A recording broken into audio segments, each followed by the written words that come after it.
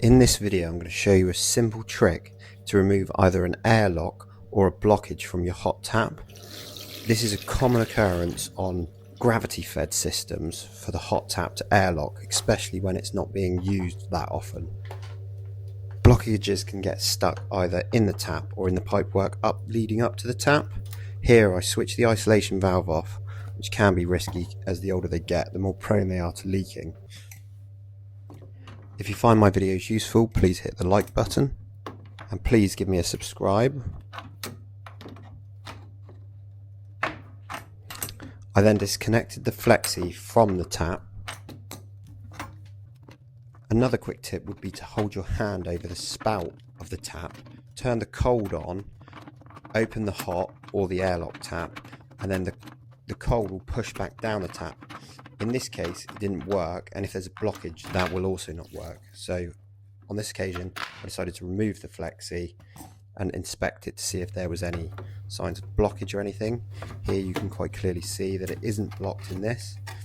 So the next step I decided to do was I got my bucket and I opened the tap on the cold, which then flushed down the hot into my bucket. Here you can see there's no signs of any blockages, but a common occurrence is that there are bits of grit and sediment that get stuck in these flexis here. So once I did that, I knew that this was all good. The next step to take is to remove the nut from the top of the isolation valve. This way you can then inspect the isolation valve and this small piece of pipework here.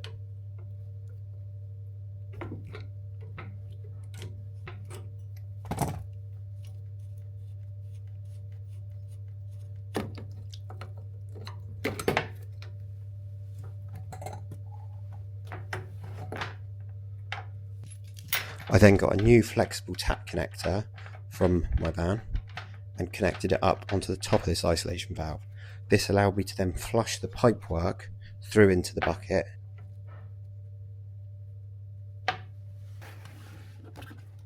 I then opened the isolation valve and pointed the flexi into the bucket. This gives a lot less restriction than inside the tap, and on this occasion it was an airlock, and this just gurgled straight out and gurgled through and then ran nicely into the bucket. Same principle for if there's a bit of sediment or grit stuck in the pipework, this will just blast it through and into the bucket. As you can see here now, the flow is full flow, no issues. So the next step was to turn this off and get it all back together.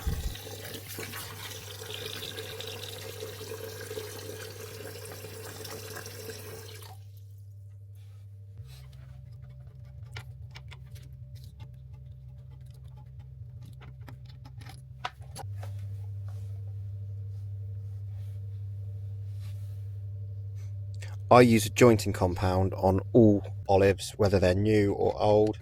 The jointing compound I like to use is Jet Lube. It's really good stuff, takes up any imperfections, especially in older olives, but even in more modern fittings and olives you get imperfections in them, so it's best to use a jointing compound. A lot of people argue you don't need it, but I find it great.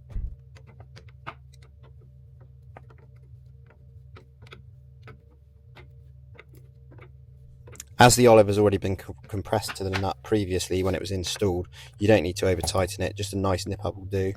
Likewise with the flexible tap connector, they only need to be done up just over hand tight. A little nip up with a spanner is good enough. The rubber washers on these are generally pretty good, worth checking them out though. If the isolation valves look dodgy in any way, I'd recommend not turning them, as they can leak. So there might be another method of isolating the water than turning these isolation valves off, which I'll show in another video. As you can see with this one, it was fine, pretty old but still worked okay, no problems there.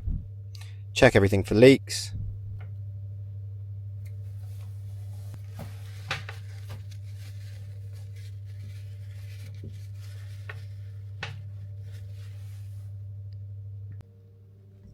Then no more troubles at the hot tap, nice flow, exactly the same as the cold and how it should be.